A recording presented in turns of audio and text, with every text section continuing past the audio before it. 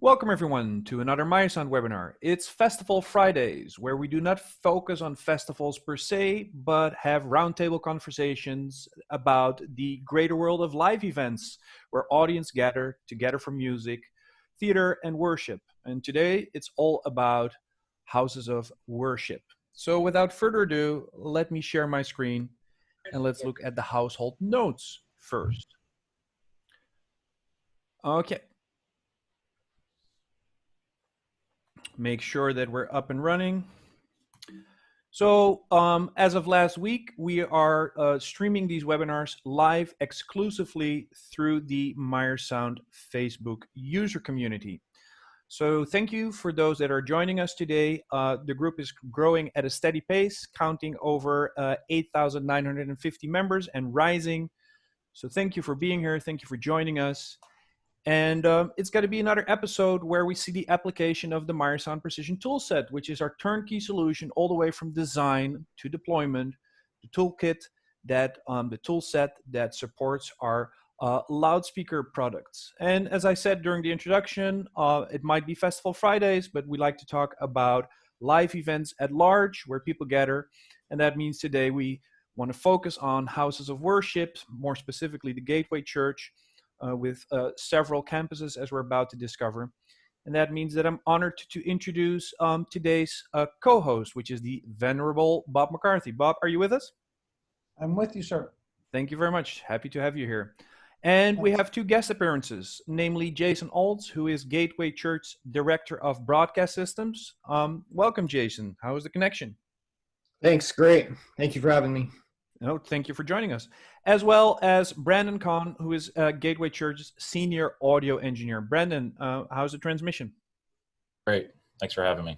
Thank you for being here.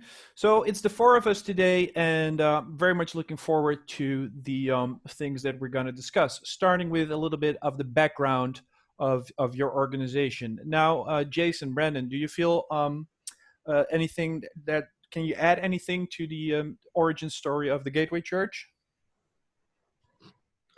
Yeah, absolutely. The church was started by Pastor Robert out of his living room back in 2000. They went through several temporary campuses until around 2004, 2005. They landed on what is today the King's University. It was originally our first installed campus. And then we moved to our main broadcast campus in Southlake in 2011. Excellent. So there's 9 campuses, according to our information. Can you talk a little bit about their locations? Yeah, our main campus is there in Southlake in the Grapevine area. That's our main primary home campus, our broadcast campus, if you will. Then we have around that several campuses throughout the DFW Metroplex. We have number two there is our Dallas campus, just north of Dallas. And then up north of that, we have our Frisco campus. And then below number 4 there is our Grand Prairie campus. And then our Justin campus, which is up northwest in the Roanoke, Justin area. That's a temporary set up, tear down type campus every week at a Marriott hotel. And then below that, we've got our 2 North Fort Worth and North Richland Hills satellite campuses. Excellent, thank you. Now, these are venues that go from very small to very large. The Flagship is 4,000 people. And as we learned earlier today, this means that on average, you attract about 30,000 people per weekend, correct? Correct. 30,000 in-person attendees, and then an estimation of another 30 to 40,000 online. Wow. And with all those venues, there's always this recurring 3-way partnership, which involves us, of course, as the manufacturer of the loudspeakers, your own organization, as well as Pro Sound and Video. Anything you would like to elaborate on regarding that special 3-way partnership? Yeah, so we had the privilege of introducing Meyer Sound in our broadcast campus in 2011. It was a product we were trying to get into our original campus in Southlake, but were unable to at that time. So when we had the opportunity, we wanted to go that direction. ProSound was introduced to us as an AVL consultant and installer, designer. So we met them in 2011, and we've been partners with them for almost 10 years now. Excellent. You use a remarkable amount of loudspeaker products across your 9 campuses. Why does Gateway continue to use Meyer Sound for a substantial amount of time? Well, for one, I think obviously quality. It's the first thing that I noticed. We introduced this back at NRH when we opened the NRH campus. And at that time, I hadn't really heard the Meyer boxes yet, and was immediately blown away by how they sounded. And so, consistency and quality really come to mind for me, and I know for Jason and the rest of the team. Just the overall quality and consistency from box to box and from room to room. Every system that we have installed over the past 10 years has been stellar, and being able to go in each room and have that Meyer sound feel and the Gateway sound from room to room is huge. So it's something we want to continue striving for with the Meyer sound product. So. Because in houses of worship, specifically Gateway, does the audio team face any specific challenges that are unique for that vertical? Well, I think challenges started early on when we were opening up, campuses, and we continue to open up campuses. And so the big challenge is to keep that consistency and the quality from campus to campus. And so we feel like with Meyer, we can achieve that very easily. Even like we said earlier with the partnership with ProSound as well. So, yeah. Wonderful. Yeah. No, by all means, Jason, it's a round table. I would say also one of our slogans, for lack of a better term, is one church in many locations. So we have a whole church staff goal to create like content for every campus and have attendees visit different campuses but maintain the same experience. So part of the way we try to execute that plan is to have the same systems in each campus, and that lends to Meyer in many places.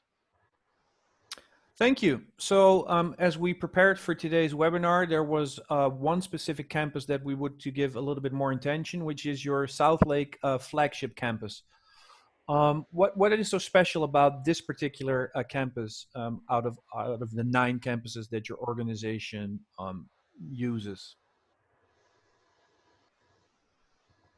Well, it's by far our largest, 4,000 seat capacity in the main auditorium. It's also where all of our content for weekend services is captured and pushed out to our satellite campuses as well as the web. So basically everything starts at the Southlake campus for weekend services and is pushed out to the Metroplex and to Jackson Hole, Wyoming, and then online. So this is where the main focus of our staff is. It's also where we capture Pastor Robert's message on the weekend, or whomever may be speaking that weekend. So it's our broadcast campus through and through. Right. So the original system consisted of an LCR solution made using the MILO curvilinear element. Here we see a close-up, but recently in 2019, all of this has been overhauled, and maybe Bob can join us at this point. What was the impetus for this overhaul? I was contacted to come up with a design, and we went back and forth with the team, and I actually came down and did a site visit and attended a service so that I could fully understand what they were doing and see the space. It's a multifaceted space, as you can see from this photograph. It does not lend itself to a simple solution because of the different vertical elevations of different parts of the radial fan. But the big thing that we discussed was that even though they had the good coverage over the span of the radius, they really wanted that feeling of a left-right immersive kind of, a system that had much more had the panoramic aspects of a left-right stereo type of system. And of course, when you look at a radial fan like this, it's a wide, 170 degrees of coverage. That's pretty much the least favorable shape for that. So it led to some out-of-the-box thinking to how we could get the most stereo coverage area and yet not compromise any place in the room. And I think we came up with an interesting solution that basically makes it so that you have a panoramic area in the center from the 10th row on, and the other places like the 10th row forward concentrates on making sure you have 100% intelligibility and still great musical sound, but we gave up panorama there for intelligibility, and in the other places we were able to get both, and that's the really fun part about this installation. Jason, Brandon, is what Bob is saying, is that something that you can relate to? Does it relate to your daily experience in the previous situation? It does. And note that, all of our other campuses after this point and moving forward are all stereo campuses. So we still want to capture that stereo mix, in the bowl in the middle of the room and get that experience out, for those that want it. And there are a lot of people that want it. You're going to sit in the room, the people that sit off to the side, they may not, for the lack of a better term, care about, the stereo feel of it, but it's still over on that side is still very, very full. So anywhere in the room you get a really full blend, if you're not right in the middle of the room, in that middle bowl area. But yeah, it's a totally amazing upgrade, and we're super happy with it so far. So okay, because this was the previous situation. Bob, can you tell us what we're looking at?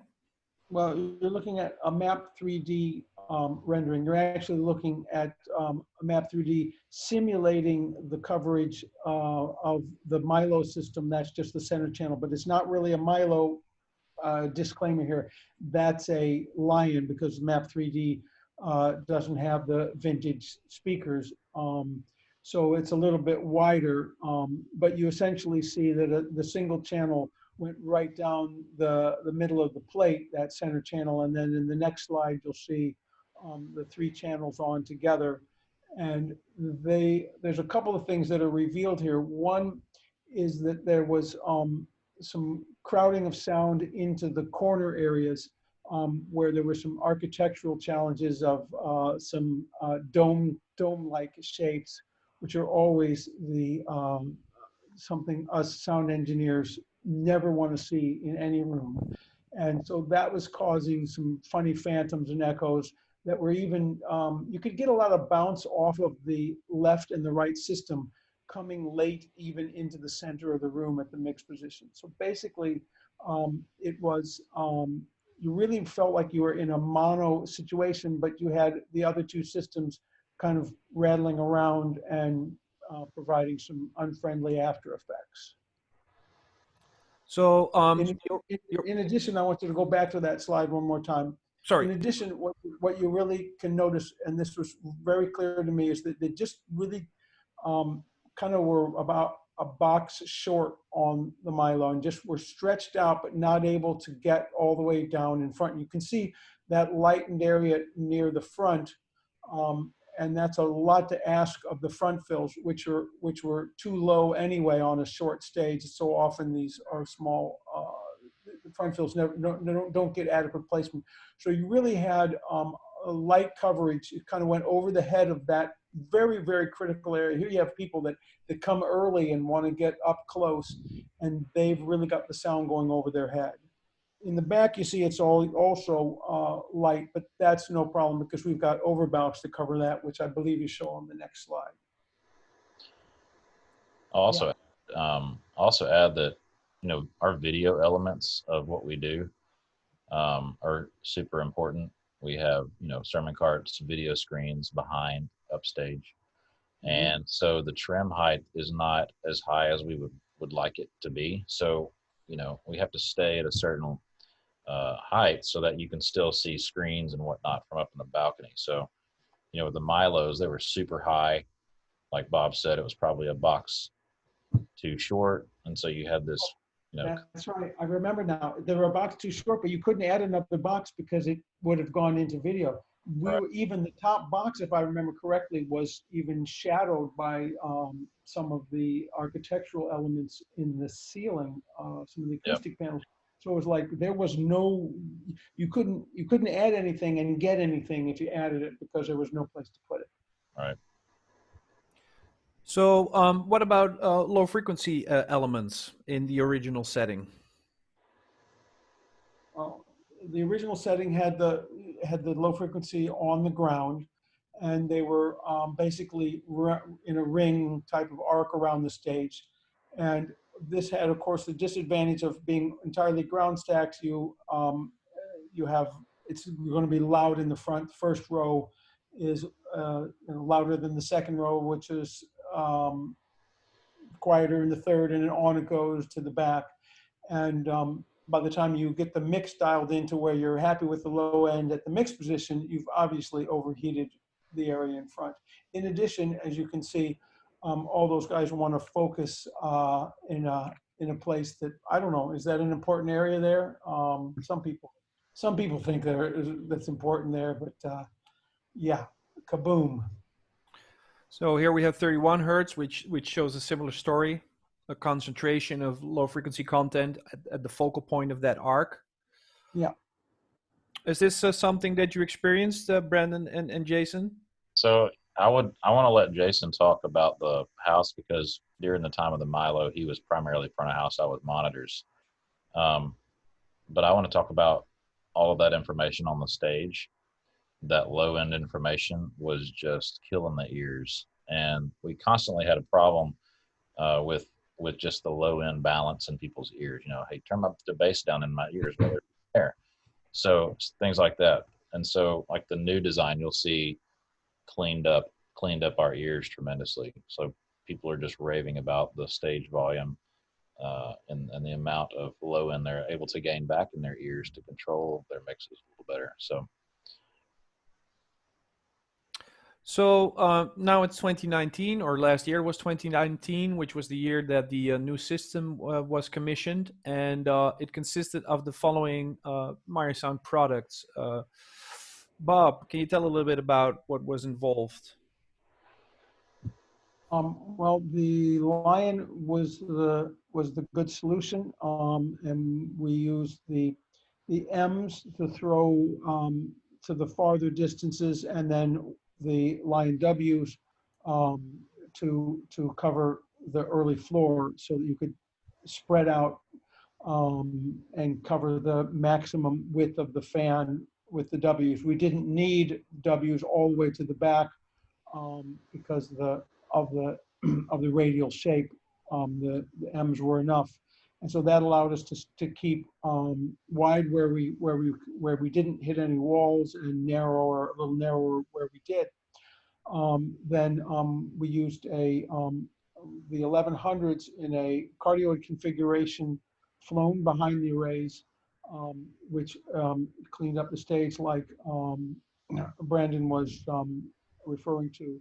So that is essentially stacked behind the stage, so that, behind the mains, so that they're timed to go with the mains and make a forward end fire type of configuration, but they themselves are a gradient array So you've got two forms of directionality to keep the sound going forward. Then the next big piece of the system is the leopards, which are going to serve as a left, center, right downfill type of system. They're going to occupy nearly the same locations as the original MILO, but they're only going to be charged with covering the first 10 rows. So essentially we make a LCR mono system for the first 10 rows that just runs a very, very even radial arc, and then we hand it off to the big left and right arrays at the 10th row and let the lions run with it the rest of the room. And that's the basic approach. So it's 5 puzzle pieces that make the LR system where it's workable, and then give very much right on top of you super intelligible clear coverage in the front 10 rows. Now, Brandon, I recall you because surely Lion are the big guns in this venue, but when we talked about Leopard, we remember you saying that when you put Leopard arrays in the satellite campuses, you knew that the technology would be a game changer. Do you recall saying that? Because Leopard is an interesting loudspeaker. Wouldn't you agree? I would agree. It's super transparent and very natural sounding, and so going from the melodies are a gray box to the leopards. There was that, I think, added richness to the box that we noticed right off the bat, and the amount of headroom we were able to gain out of them was huge as well. So, yeah. Excellent. My little one sentence on Leopard demos, having done many of them, is it's very interesting. Spend the first 2 minutes listening to the speaker and then walking the coverage, and then people sit down and they start thinking of what song they want to hear, because they're just like, they've just moved on to just give me the music, because that's the experience of it. It's just like, you're hearing exactly the music as it was recorded. It's quite fun. Now, yeah, Grand Prairie was our first. Jason, Grand Prairie was our first campus, right? That got the Leopard. Correct. We're planning that campus. It was going to be a Melody campus. Rod Cinto from ProSound reached out to us and said, "Hey, there's a new box coming out. I would love for you guys to come and listen to it. It might be a better solution for your Grand Prairie campus." So we went out to Florida, to Orlando, and we got a demo of it, and it blew us away. So Grand Prairie was definitely our first Leopard campus. well, we'll be sure to take a look at Grand Prairie later during today's webinar. Back to Bob. Bob, this is not the first time that you approach a venue like this, right?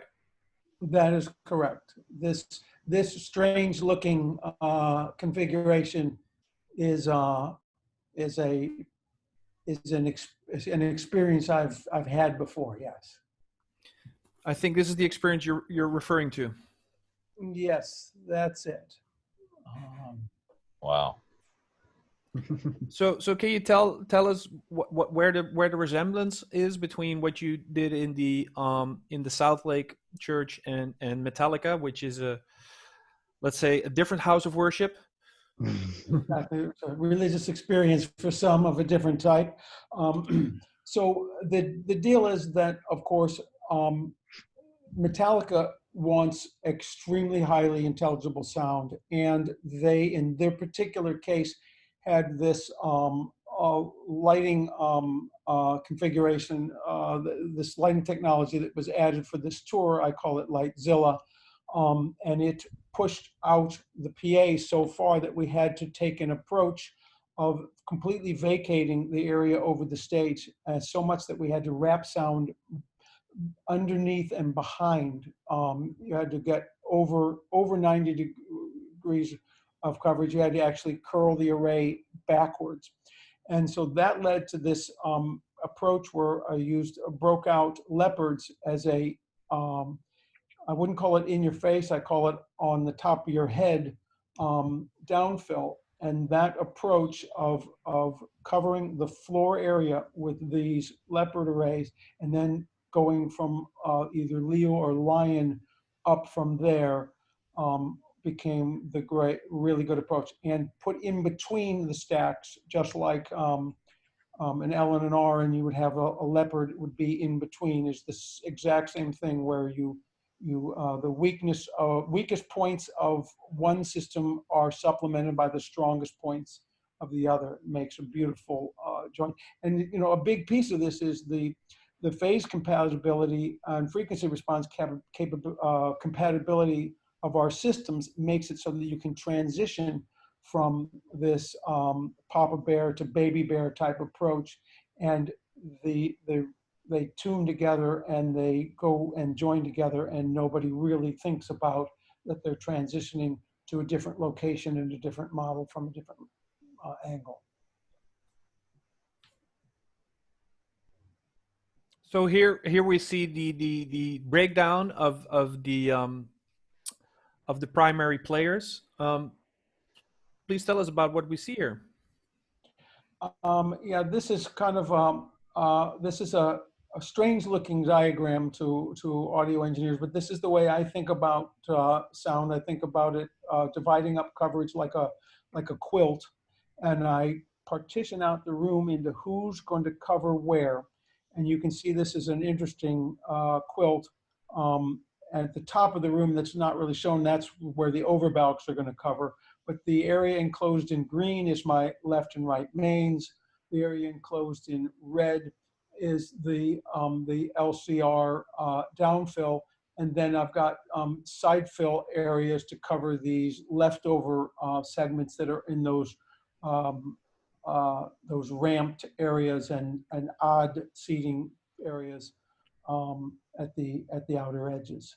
And it's really the stereo main left right which sets this apart from the original design. That's the biggest part. Yes.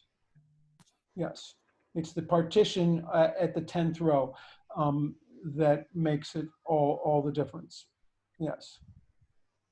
And you can see, well, you can see that your left and right are not fanned out, with the radius. They are towed in to essentially look at the room as a much more rectangulated shape than the full fan. So that's essentially what we've done, is try to rectangulate the room more so going forward, instead of trying to cover like a standard three prongs on the fan.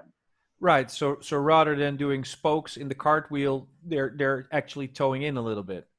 Exactly. I'm trying, of course, I'm mutilating the prediction by trying to highlight this, but that's your circular stage, and if we were to project an arrow out of the origin across where the loudspeakers, then you can clearly see that they're towed in.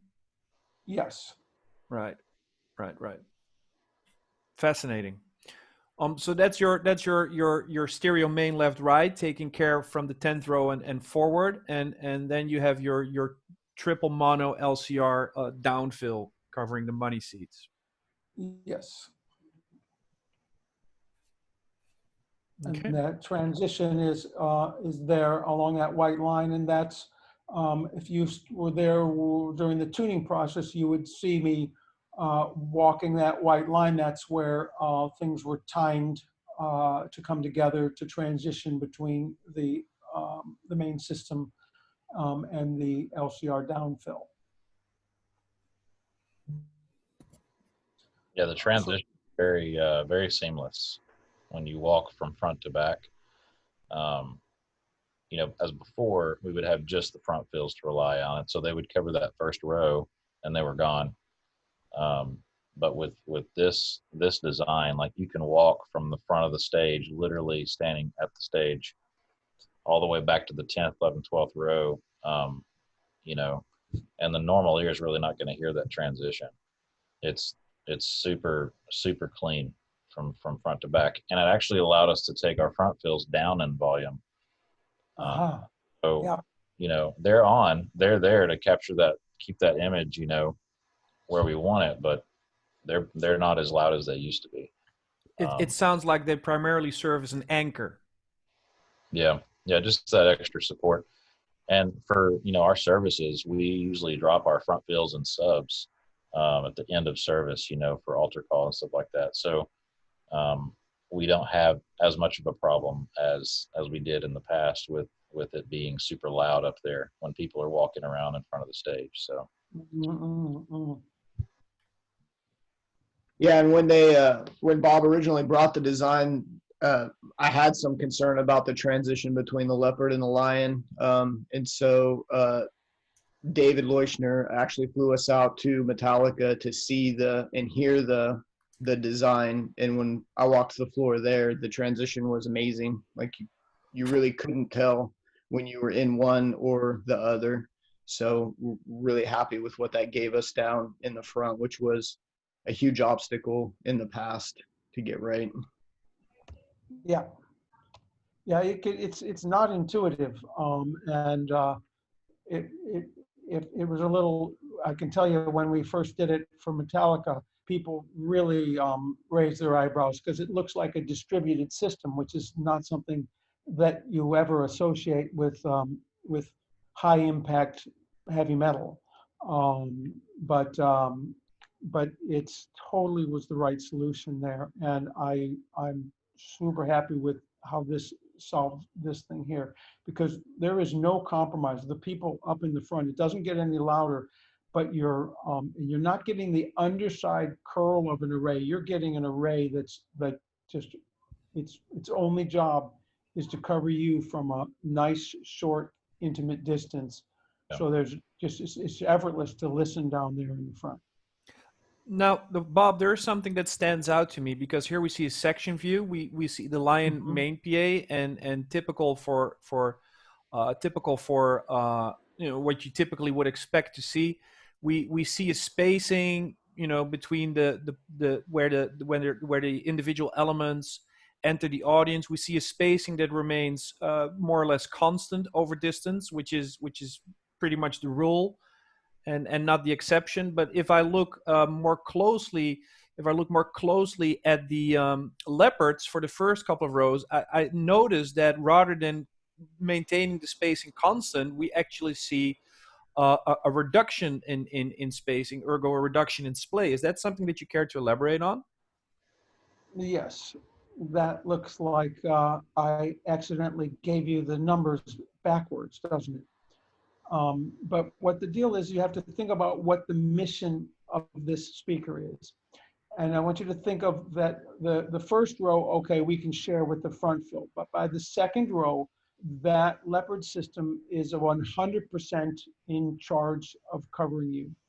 And by the 10th row, you're at the place where you can see the two lines meet, the lion line, the bottom lion and the top leopard. The lines are literally crossing. And what you have going on there then is the fact that you have a sharing, that if you were to get back up to 0 dB, well, each of them would provide half of that, or minus 6 dB. So as a result, instead of taking the normal approach of you throw the tightest angles at the farthest throw because you're trying to maintain 0 dB across the whole line there, we're actually we're easing the throttle down so that as we get out to the 12-meter mark there, that the leopards are easing down in order to make a smooth transition. The last thing you want is a hard transition of a tight angle on the leopards meeting with the line. You're much better off to feather that joint with a soft transition. Then there's one more additional plus. And you can see by having the smallest angle at the very bottom that you end up with a sharp coverage edge on the very bottom. Why would we want a sharp coverage edge at the very bottom? Well, because we've got open microphones back there at the stage front, and this allows us to cover that area and stay even more, give us more immunity from the stage and give you more gain for your mix. Thank you. So we have several predictions of these systems soloed, starting with the LYONs on their own. Yep, that's the lines in 4K in a map XT, and you can see they're making it to that 12-meter mark, which is the 10th row, and you can see they go from there up to the overbalc area. They're fading out in where we're going to need that overbalc, and there is also an underbalc system. Just to make note, the underbalcony system and the overbalcony system that were put in there in 2011, we analyzed those and came to the conclusion that there was nothing really that we would change. We'd be super happy to have those as the current systems. And then we ended up checking them during the installation to make sure all the drivers that were now 8 years old were all still happy, and everybody checked out. So we were able to reuse those resources. So those areas are supplemented that way. And then we've now got room for the leopards and the Frontfills to come underneath. Yeah, and the fact that we have product integration, where delay integration is part of, also allowed us to integrate those UPQs perfectly into the newer LYON system. Yes. And yes. okay, so here we see the leopards, the downfill, and you can see them. You can see that they're easing away as you reach the 12-meter mark. That's the transition point, and that's going to make it so that when we reach put them on together, it won't cause a burn mark there. Right, and to a trained eye, you can clearly see that that this edge is much softer by comparison than the bottom edge that keeps us off the stage. Exactly. Right. So I think we have one more prediction where we see all three of them together. Yeah. Front to back. So you wanted to elaborate a little bit more about those side fills and existing delays that were already there, as well as front fills? Yes. This is a fun little piece of the puzzle was sorting out these side fills, which there's you have a lower side fill that's going up the ramp. That's the outermost one. Then the next area is flat on the floor. Now, why don't we need to cover before that? Well, that's covered by the leopard, the downfills. Okay, but the deal is that the right mains don't make it all the way over to that edge to where you see that lower side fill. So we needed somebody to pick up and essentially extend where the LYONs have normally been taking off and finish that job going forward on the floor. And then if you continue to the upper one, they had to continue that job going up on the balcony level. Okay. So it's a funny little thing, and the best approach was to go with 4 different locations, each one targeted towards its specific block. And that allowed you to keep the levels of those things all quite low so that they didn't excite the bouncing corner, which actually you can see that that domey corner is visible on this picture. You can see the little skating ramp on the upper right edge of the building there. See it let me try to highlight it out. It's this nice, there you go. nice Yes. convex corner. Yes, that made a real nice zinger back into the room. And so basically by going with these 4 little boxes, it allowed you to do a targeted approach and to keep the image still working with the main array and towards the stage, and not cause anybody to ever hear them that wasn't specifically targeted by them. They just there's nothing about them that anybody in the main bowl or on the main balcony would know about. They could be left off and these people wouldn't know. So this is where we're going to take a moment and talk about Map 3D, because this system was designed with Map XT, which is a 2D program, which causes those of us that have worked with this program to have to spend a lot of time in our brains visualizing a 3D translation of this, and with a really complex and interesting and intricate shape like this Southlake Campus, let me tell you, you had to do a lot of brain translation. Well, when we were getting ready to do the seminar, I saw this as a great opportunity to take this file and drop it into Map 3D and see how it looked in Map 3D. And lo and behold, here you have, for example, the main system, which you can see on the left of the screen in Map XT, and on the right, you're seeing its Map 3D version. So you can see we've picked up at the 10th row, and we've got really great uniform coverage all the way until the point where we're going to pick up the over-balcs. And you can also see we've pretty well left the those side areas uninhabited. So we accomplished the goals that we wanted for that left-right system. But you can see we've really got the main bowl covered with those two arrays. And I think then, well, so then now I think the next slide is going to show the LCR system. Okay, and so here's the LCR system. And this is a classic case where if you look at on the left, the plan view looks like the front seats are burning on fire. But of course they're not, because that array is flying up in the air, as you can see from the section view.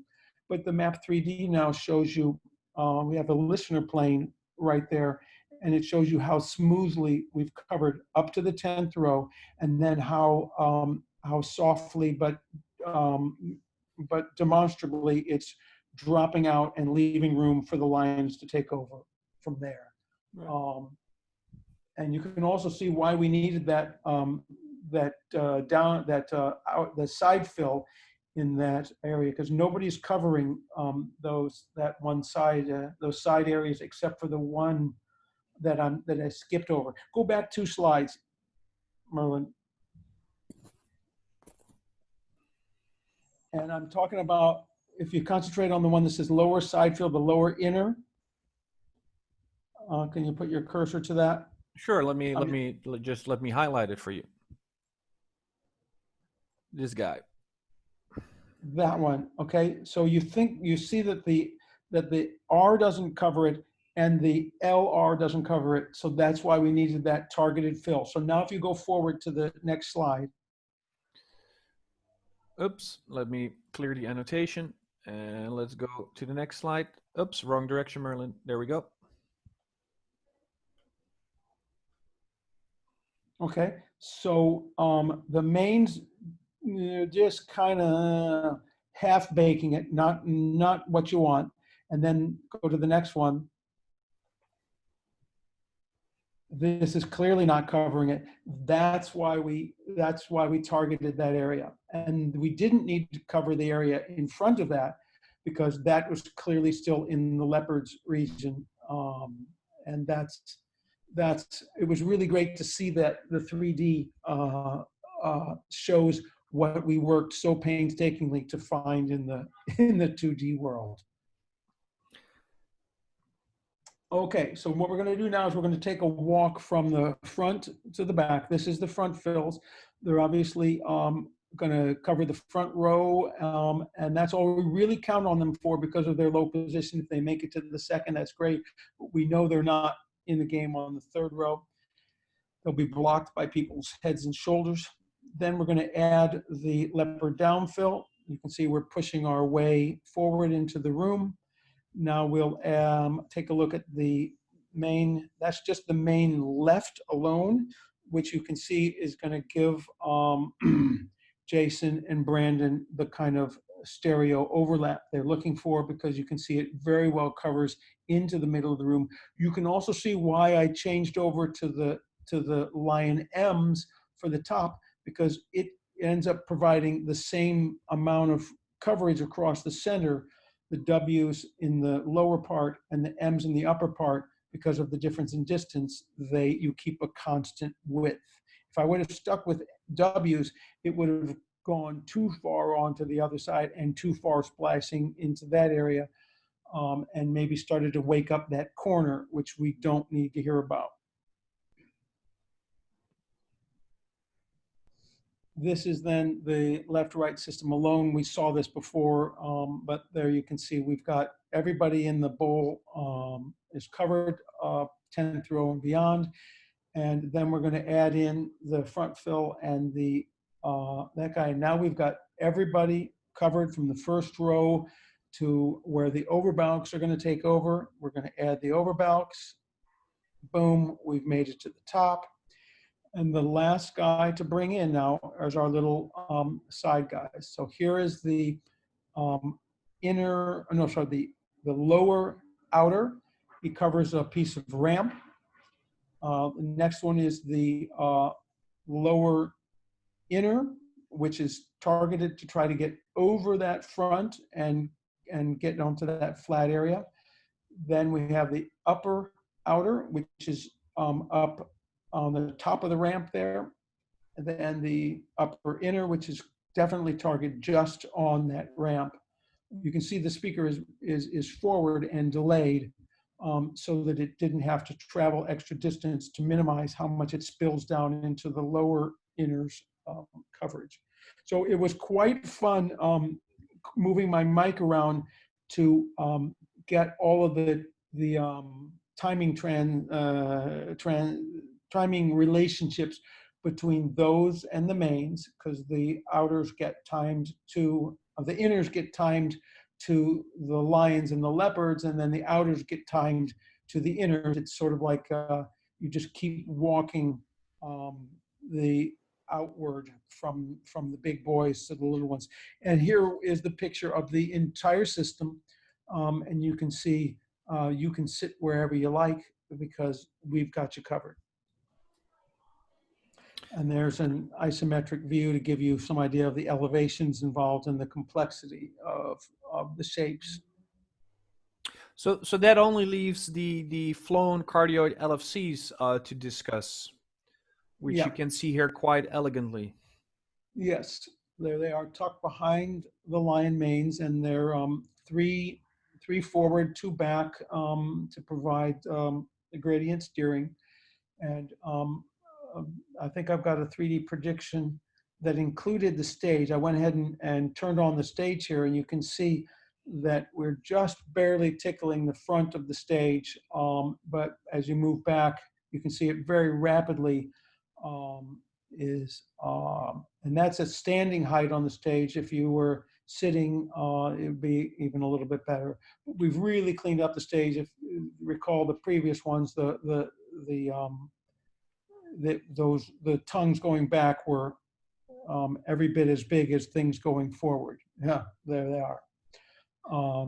And then in terms of you can see look how front to back uniformity in the house is just nothing I want to even think about on this one. And you're in a 24 to 30 dB kind of range, and now what are we?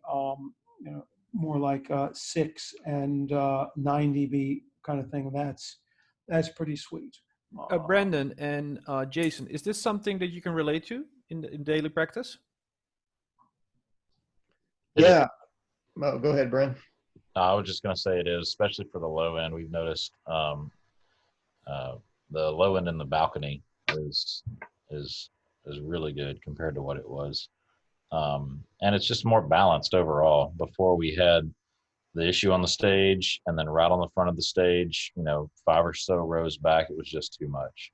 And then by the time you got out into the audience, you'd have your lobes and stuff. You would tend to lose it. It would come in and out. So, yeah, it's been a huge improvement. Yeah, I was going to say we battled a lot on the old system with getting enough low end into the room and kind of blowing up the first row, obviously with low end, but then the relationship between the subs and the front fills was always in flux. Turn the front fills up for this part, turn them down for this part. So this solution really helped us balance the room so that the mixer can focus on mixing and not have to focus on the individual zones and managing those as well. And this is a thing that another thing I learned from Metallica shows, and I think this is an interesting one. When you've got a lot of ground-based subs, and your audience is, your room is empty, it's one thing. But when your room fills up, and particularly if your room fills up with people that are standing, and I noted in my attendance at your service that people spend a lot of the time standing, especially during the music, that will basically block a lot of the transmission path of your grounded low frequency. So I can imagine that you would just be wondering where it went, especially upstairs in the balcony. It's just not going to get there at all. And so this would make a huge difference, because there's basically nobody is going to block the transmission paths of this flown system. It's got a direct shot to everybody. Yeah, I would add as well, obviously our normal content is weekend worship and spoken word, but we saw a huge difference when we went to do our theater production this last Christmas at the overall quality of the content in the balcony. The balcony became the prime seating area, because not only did you get a good view of the show, you had clarity all the way through the balcony, and now you had that low end presence that you would have missed in the balcony in the past. It was present throughout the balcony, so it was really awesome. Oops. Go back to this. I have one more thing to say about this, because this picture, this has a cute little thing about this. If you're, oh yeah, you can see those guys. Yeah. Oh yeah, that's good. Yes, I think you got that right. Yeah, those are that whole area sounds really, really good. I've sat over there several times, and those speakers they feel just as full as the main PA. The amount of output that they're putting out. So I know the question's going to come up as well, as far as like what's the content. So I believe that we're,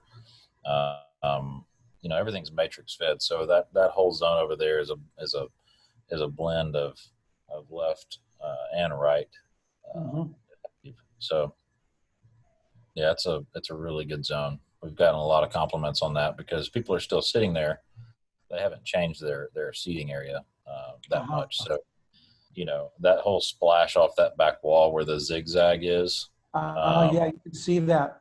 You could be standing at front of house. I don't know if you have a picture, but front of house is basically dead center of the room down on the bowl, but the reflection was perfect angle back to front of house. So you could mute everything except the old Sidefills.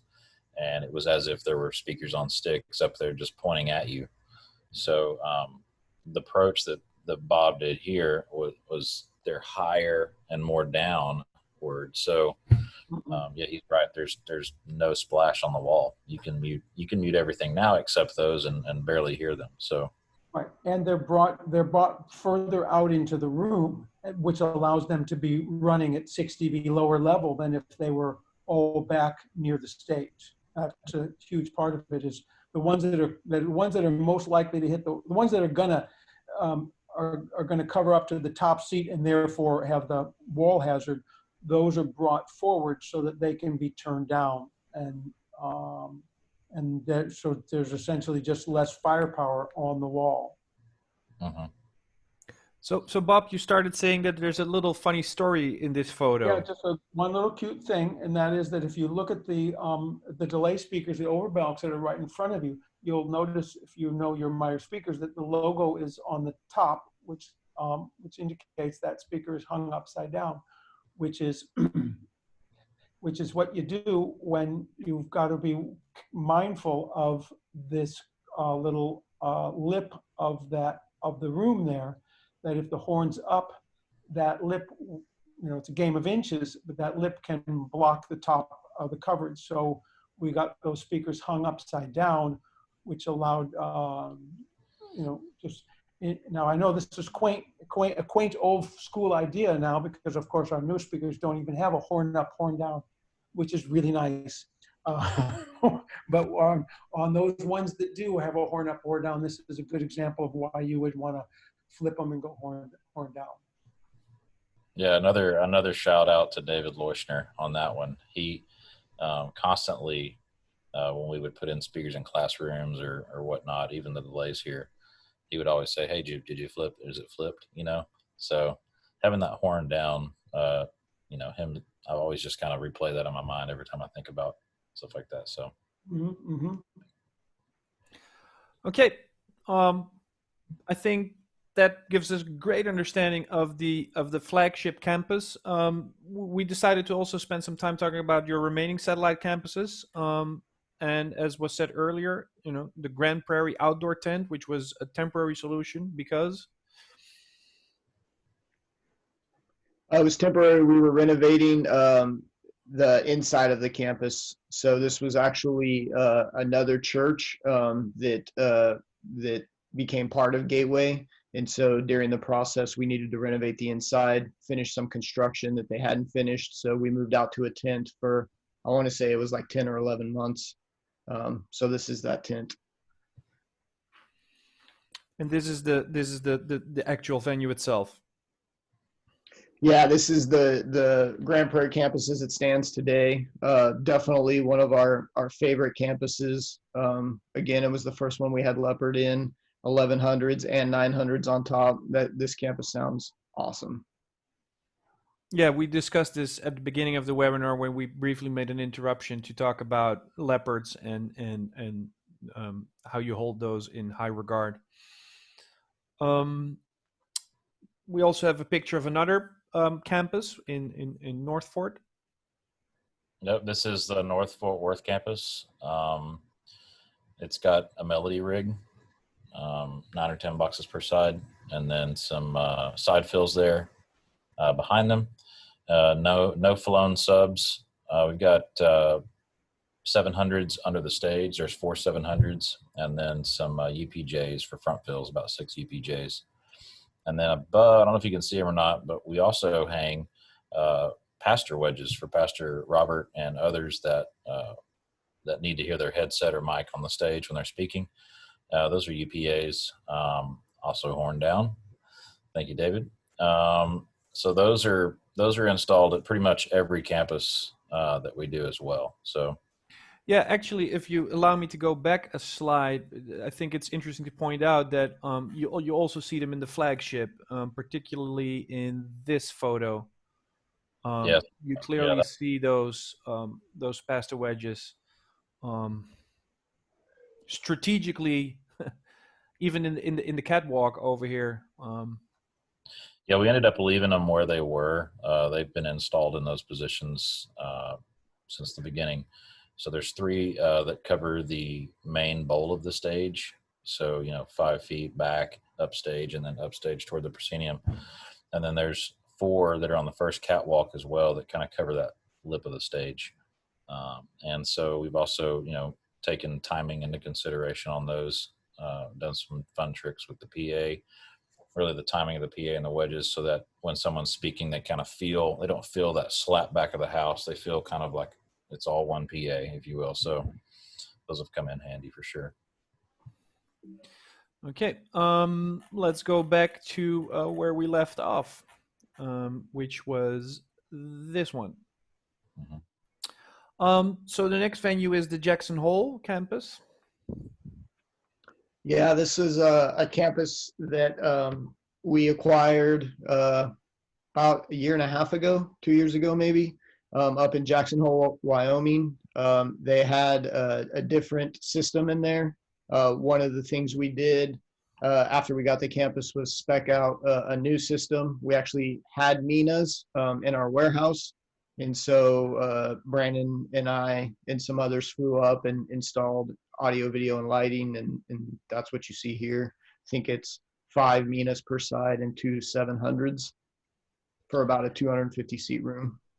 I just want to mention something that it doesn't really quite look like it's tuned right. And I think I might need to get up there this December and tune that thing and check it out. I give you a really good price. I say we do it. I would love to go up there with you. I'm definitely down. That was one of our favorite trips. Jackson Hole is beautiful. Yeah. And then there's something which is, let's say, off campus, but still a very important part of your organization. Can you tell a little bit about what we see here? Yeah, this is King's University. This was actually our original first home campus for Gateway Church. They modified the room a bit. They brought the walls in to cut the seating capacity down and add some offices. So when we did that, we flew the Melodies in here with some 700s under the stage. This is an accredited university, but we also hold students, Southlake students at this location, and some other things as well. So So this is a perfect poster child of my previous mention of what can happen to ground-based subwoofers when the people crowd in.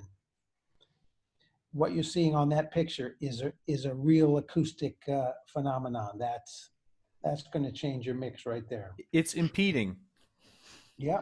Happens a lot with what we do. We have live recordings, nights of worship. You know, they allow people to come up to the stage, and the students, it probably happens every service, but you're right, the Frontfills go away. So back to the Southlake new design with the downfill coverage, you don't have that problem, and with the flown subs, so you know, you get a full effect right there at the lip of the stage. Exactly. You have immunity from that. Wow, that was 1 hour that just went like zip from the beginning.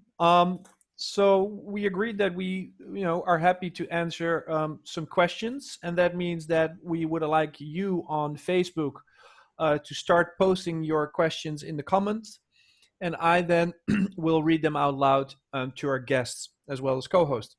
So as you're doing that, I have one question while we allow you, that is to say the viewership, to populate the comments. I've got one question. When we talked about, during the preparation, occasionally you have guest engineers, and I was wondering, are there any guest engineers that are familiar with the old situation in the Flagship campus and the new situation, and do they notice the overall difference between the old situation and the new situation? Because for you it's obvious, you work in those rooms on a daily basis, but I was wondering whether it's also something that visiting engineers took notice of. Yes, I don't think we've had any guest engineers recently that have come in, but we do have, members that are in live sound or in production that they immediately noticed a difference from the older PA to the newer PA. So, those fresh ears like that, and the musicians, all the worship team and everybody really noticed right off the bat a huge difference. So we haven't had any guest engineers that I know of, Jason, that have come through like any concerts or one-off events recently. So I can't say that there has been a guest at this point, other than just in-house, ears. So yeah, definitely not one that heard both. I'll say that we haven't had any of those bands or those worship bands back since we redid the system. I will say, Brandon mentioned the worship band members and other engineers that attend the church on a regular basis, but also I expect those guys to hear the difference. But what was really cool was one of our maintenance and building managers was present while we were installing and tuning, and even he, as a layman, was just blown away by the difference between what we had in the past and what we have now, especially in the balcony. Excellent, thank you. So we have a question. What is the most challenging aspect of running audio for a house of worship with multiple facilities and a range of programming? I guess probably making so your relationship with worship is a big one, and obviously all of the ministries, but you can't, the ability to schedule out things and to make sure that you kind of understand the event. You know what's coming, you know how to prepare for it, and the ministry also knows what you can do. They're not going to come in and throw hundreds of channels at you randomly. So we do a really good job here of communicating back and forth through all the departments, so that our mix engineers and the guys at the campuses at the end of the day, know what they're doing. They know their limits. They know what they can and can't do. And so there's that balance of handshake between live production and, the other ministries. So that is challenging, but we feel like we've got it under pretty good handle as far as that's concerned. So It's interesting. Yeah. Sorry, go ahead, Jason. I totally love what Brandon said, particularly with worship. On our side, on the live production side, most of our volunteers and engineers have a home campus. They might move around a little bit, but a lot of worship team members move around to different campuses. So, so trying to keep a consistent experience for them on the platform so that they can fulfill their duties is a challenge, but it's a good one as long as we keep that relationship. Thank you. So Brandon said that the engineers are expected to respect the limits, and on that note, we have a question in Facebook from someone who is wondering at what level the system is typically run. So that's a good question. We have a pretty dynamic range here. We don't want to set any kind of hard boundaries, but we have set some limits. So for example, we don't really want to be going over 102 dBA for long periods of time. We want to have a nice average in the 98 dB range. So we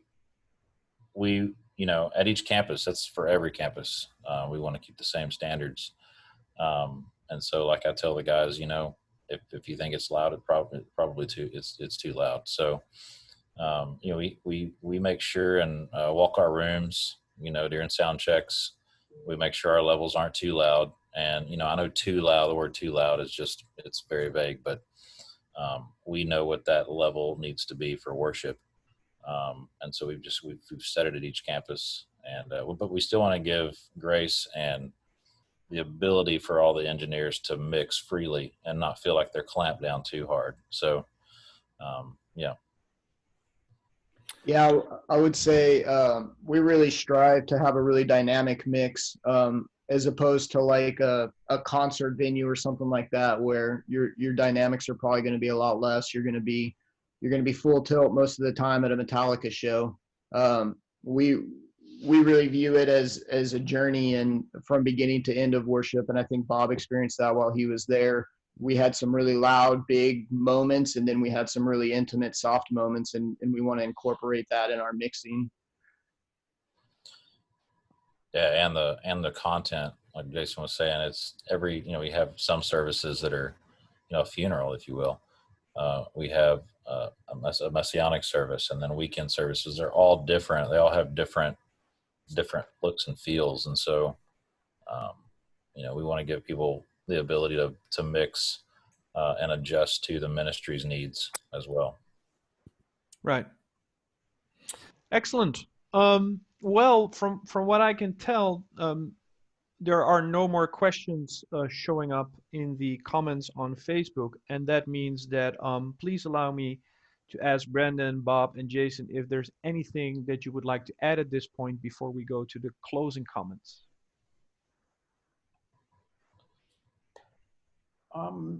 I want to just say that it was a great pleasure to work with the team there.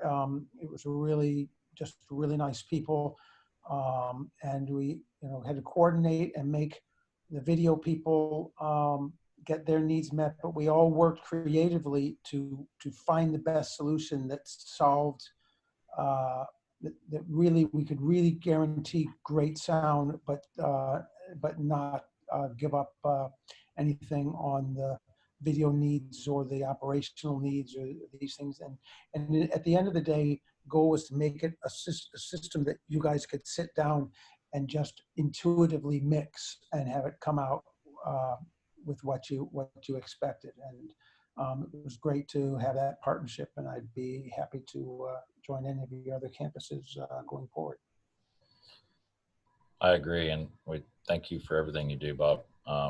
With Pro Sound and Meyer, and David Leuschner, our local rep, I feel like the relationship is very strong, and which is one. I mean, to me, that's high priority, is relationship between everyone, and so we've been able to build that over the years, and we're going to continue that as well. So I just want to say thanks for that, and just the overall quality that you guys put out, super huge, and I really look forward to the future. So thanks for having me on today. Yeah. Well, Pro sounds great. They did a super job. Sean led the team there, and he was super great. And it's always a pleasure. Rod Cinto always makes it happen. He's really quality oriented and service oriented, and always wants to make sure that he's got the long-term picture. We go back, almost 30 years. And so it's great. Anytime I can work with him, I love that. So, excellent. Well, on that note, I very much would like to thank you, Brandon, Gateway Church Senior Audio Engineer, for joining us today and taking us on a very interesting journey in the House of Worship environment. Same goes for Jason. Jason, thank you, Director of Broadcast Systems at Gateway Church. Also, thank you for joining us today and taking us by the hand. As well as the Venerable Bob McCarthy, my co-host of today. Thank you, sir, for sharing your insight in this very unique design. And that means that today's webinar, as always, will be available within the next couple of hours or so on our Thinking Sound YouTube channel, as well as many other webinars. As for next week, Monday, we do live reruns due to popular demand. We do webinars that we've done several months ago, but which are in high demand. And that means that Monday, we're going to talk about an application of Ultra Series in a small venue, such as a bar or a pub. And we're going to use everything that we learned about MapXT in the recent weeks. We're going to apply that. We're going to talk about delay lines versus relay lines, which sounds remarkably similar, except for one letter. So what sets those apart and how to go about that. And that means that without further ado, all that's left to do is say, please stay safe, please stay healthy, bless you and your loved ones, and best to you and your family. Bye-bye.